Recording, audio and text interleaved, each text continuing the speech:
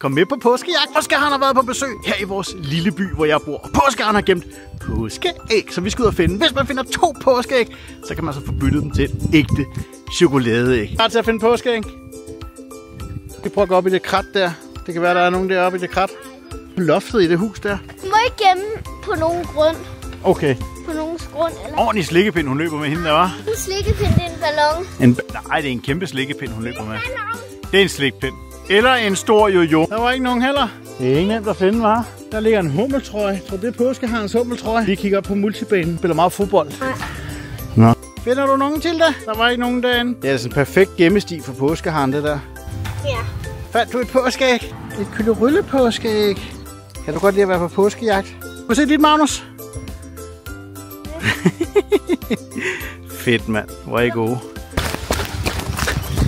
Wow, du fandt et til det. Ja, nu har jeg fået 2. Men er det godt til det?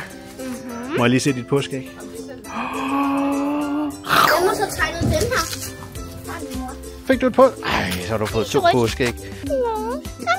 Ja. Er der vist ikke meget mere tilbage, end at sige god påske til jer alle sammen derude. Tak fordi I så med på denne video. Husk at like og subscribe, og så ses vi i næste video. Hej venner!